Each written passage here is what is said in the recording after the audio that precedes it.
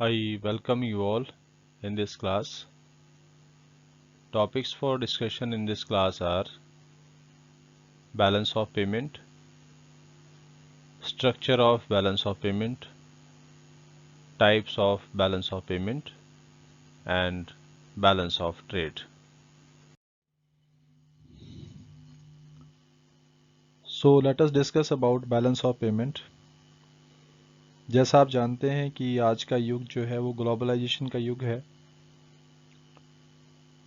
हर एक देश एक दूसरे पर डिपेंड करते हैं बहुत सारी गुड्स एंड सर्विसेज के लिए।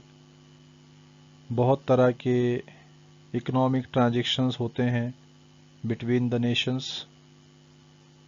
उसमें गुड्स का, सर्विसेज का, मनी का, एसेट्स का, इन सब चीज़ों का ट्रांजैक्शंस होता है बिटवीन द नेशंस। तो एक दूसरे को ये पेमेंट्स भी करते हैं, इनकम भी कमाते हैं। इस तरह के जितने भी ट्रांजैक्शंस होते हैं उनको हम बैलेंस ऑफ पेमेंट में शामिल करते हैं। तो बैलेंस ऑफ पेमेंट क्या होता है? Balance of payment refers to a systematic record of all economic transactions between the residents of a country and the rest of world during a financial year। जो balance of payment होता है ये एक तरह का सिस्टमैटिक रिकॉर्ड होता है। किस चीज़ का? Of all the economic transactions. जितने भी इकोनॉमिक ट्रांजैक्शंस होते हैं between the resident of a country and rest of world. और ये ट्रांजैक्शन जो है वो एक फाइनेंशियल ईयर में किए जाते हैं। अब रेजिडेंट्स ऑफ ए कंट्री में हम क्या शामिल करते हैं? इसमें इंडिविजुअल्स को भी शामिल किया जाता है, फर्म्स को भी लिया जाता है, और साथ में जो गवर्नमेंट एजेंसीज हैं उनको भी इसमें शामिल किया जाता है। तो जब हम रेजिडेंट ऑफ ए कंट्री की बात करते हैं तो इसमें इन सब चीज़ों को शामिल किया जाता है। नाउ इकोनॉमिक ट्रांजैक्शंस में हम क्या इंक्लूड करते हैं? तो economic transactions it involves the transfer of title और ऑनरशिप। जब किसी चीज़ का टाइटल या ऑनरशिप चेंज होता है, जिसमें कि हम गुड्स को भी शामिल करते हैं, सर्विसेज को लेते हैं, मनी एंड एसेट्स को लिया जाता है। सो जब इन चीज़ों का टाइटल या ऑनरशिप चेंज होती है उसको हम शामिल करते हैं इकोनॉमिक ट्रांजैक्शंस में। अब इकोनॉमिक ट्रांजैक्शंस को हम क्लासिफाई कर सकते हैं as the transactions of visible items, जिनको हम देख सकते हैं, टच कर सकते हैं, ट्रांसफ़र कर सकते हैं।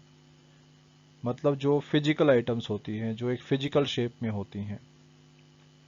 नेक्स्ट है इनविजिबल आइटम्स। इनविजिबल आइटम्स में हम शामिल करते हैं सर्विसेज को, जिनको हम देख नहीं सकते, टच नहीं कर सकते, इनविजिबल आइटम्स। नेक्स्ट है आपका यूनिलेटरल ट्रांसफर्स, जो वन साइडेड पेमेंट्स होती हैं या इनकम्स होती हैं, जैसे गिफ्ट है, डोनेशंस हैं, चैरिटी है। इस तरह के ट्रांसफर्स को हम इसमें शामिल करते हैं। And next is capital transfers. Capital transfers में हम शामिल करते हैं कैपिटल रिसीट्स को एंड कैपिटल पेमेंट्स को। सो ये चीज़ें थी जिसको हम इकोनॉमिक ट्रांजैक्शंस में शामिल करते हैं। इस तरह से हम कह सकते हैं कि बैलेंस ऑफ पेमेंट जो है ये क्या है? एक सिस्टमेटिक रिकॉर्ड है। किस चीज़ का? Of all economic transactions. तो इकोनॉमिक ट्रांजैक्शंस मैंने आपको बताया इसमें हम क्या क्या शामिल करते हैं। और ये ट्रांजैक्शन किसके बीच में होते हैं? Between the residents of a country and the rest of world. बाकी जो शेष विश्व क्षेत्र है उसके साथ ये ट्रांजैक्शंस होते हैं। एंड ये ट्रांजैक्शंस का जो टाइम होता है क्या होता है? During a financial year. तो इसको कहा जाता है balance of payment. Next is structure of balance of payment. तो बैलेंस ऑफ पेमेंट की जो अकाउंटिंग की जाती है, जो उसका अकाउंट्स बनाए जाते हैं, it is based on double entry system. जिस तरह से हम बिजनेस अकाउंटिंग करते हैं, बिल्कुल वैसे ही बैलेंस ऑफ पेमेंट भी के अकाउंट्स भी बनाए जाते हैं। और बीओपी अकाउंट जो बनता है उसकी भी दो साइड्स होती हैं, एक डेबिट साइड और दूसरा क्रेडिट साइड। तो क्रेडिट साइड जो होता है बैलेंस ऑफ पेमेंट का, उसमें हम शामिल करते हैं all inflows of foreign exchange. जितने भी इनफ्लो ऑफ फॉरेन एक्सचेंज होते हैं उसको हम शामिल करते हैं क्रेडिट साइड में। इन इनफ्लोज को हम सोर्स ऑफ फॉरेन एक्सचेंज भी कहते हैं। तो आपको ये ध्यान रखना है कि सभी इनफ्लोज को या सोर्सेज ऑफ फॉरेन एक्सचेंज को हम शामिल करते हैं किसमें, क्रेडिट साइड में। मतलब उसको रिकॉर्ड किया जाता है credit side of balance of payment account में। नेक्स्ट आपका है डेबिट साइड। तो डेबिट साइड में हम क्या लेते हैं, ऑल आउटफ्लोज और यूजेज ऑफ फॉरेन एक्सचेंज। जितने भी आउटफ्लोज होते हैं फॉरेन एक्सचेंज के या यूजेज होते हैं, उसको हम रिकॉर्ड करते हैं debit side of balance of payment account में। तो let us recap it. Foreign exchange के जो भी सोर्सेज हैं या जो भी इनफ्लोज हैं, उन सबको हम कहाँ शामिल करते हैं, क्रेडिट साइड में इसको रिकॉर्ड करते हैं। और जितने भी आउटफ्लोज हैं या यूजेज हैं फॉरेन एक्सचेंज के, उसको हम रिकॉर्ड करते हैं debit side of balance of payment account. तो जो बैलेंस ऑफ पेमेंट अकाउंट होता है, ये अकाउंटिंग सेंस में हमेशा बैलेंस्ड होता है। It is always balanced in the accounting sense only. जैसे हम ट्रायल बैलेंस बनाते हैं अकाउंट्स में, तो जिस तरह ट्रायल बैलेंस जो है वो हमेशा बैलेंस्ड होता है, उसी तरह से बैलेंस ऑफ पेमेंट भी बैलेंस्ड होता है। तो याद रखना है कि अकाउंटिंग सेंस में बीओपी हमेशा बैलेंस्ड होता है, लेकिन इकोनॉमिक सेंस में ये हमेशा बैलेंस्ड हो ऐसा ज़रूरी नहीं है। It is always not needed to be in balance.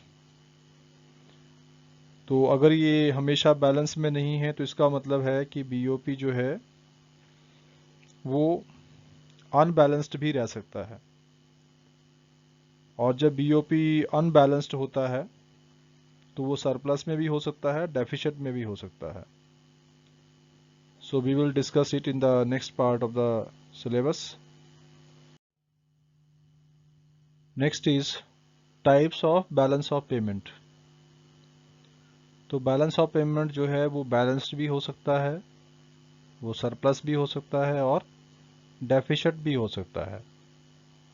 So let us understand it one by one. Balanced BOP क्या होता है?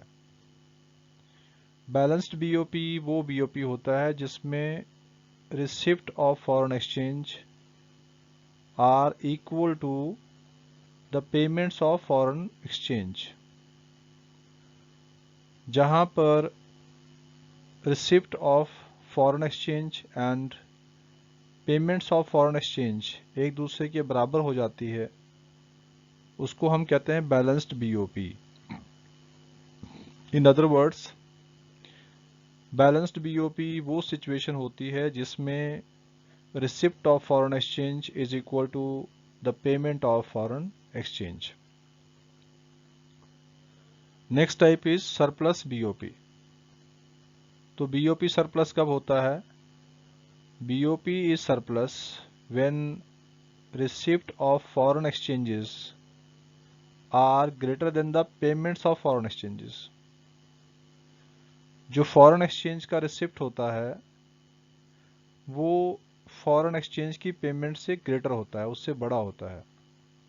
उस सिचुएशन को हम क्या कहते हैं? Surplus BOP. And next is deficit BOP.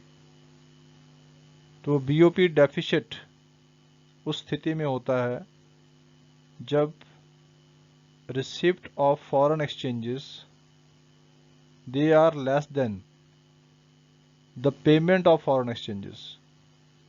जो रिसिप्ट है वो पेमेंट से लेस होगी, मतलब फॉरेन एक्सचेंज का रिसिप्ट कम है और उसकी पेमेंट्स क्या हैं, ज़्यादा है। ऐसी स्थिति को हम क्या कहते हैं, डेफिशिट बीओपी। तो इस तरह आपको याद रखना है कि जो टाइप्स ऑफ बीओपी है ये 3 तरह के होते हैं। ये बैलेंस्ड भी हो सकता है, सरप्लस में भी हो सकता है और डेफिशिट भी हो सकता है। Next is balance of trade. Balance of trade को हम विजिबल ट्रेड भी कहते हैं। इसमें सिर्फ विजिबल आइटम्स को लिया जाता है। It means balance of trade में सिर्फ हम गुड्स को लेते हैं, सर्विसेज को नहीं लेते हैं, क्योंकि सर्विसेज जो हैं वो विजिबल नहीं होती हैं। So balance of trade is equal to exports of goods minus imports of goods. Exports of goods और इंपोर्ट्स ऑफ गुड्स का जो डिफरेंस है उसी को हम क्या कहते हैं, बैलेंस ऑफ ट्रेड। अभी ज़रूरी नहीं है कि बैलेंस ऑफ ट्रेड हमेशा बैलेंस्ड हो। ज़रूरी नहीं है कि export of goods is equal to imports of goods हो, ये ज़रूरी नहीं है। तो ऐसी स्थिति में जो बैलेंस ऑफ ट्रेड है ये 2 तरह का हो सकता है।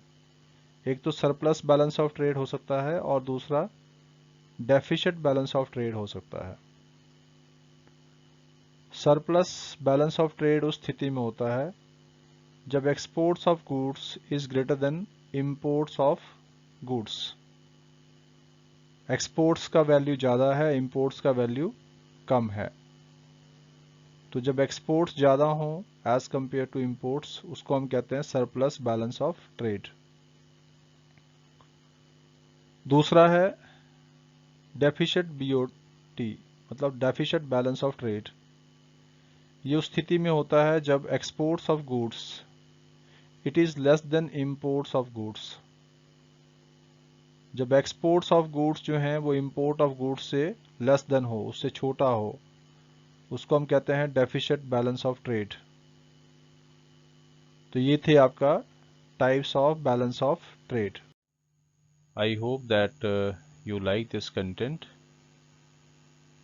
So dear students, if you find this content meaningful and helpful to you, then please share it to other students also, so that others can also be benefited from this. Thank you.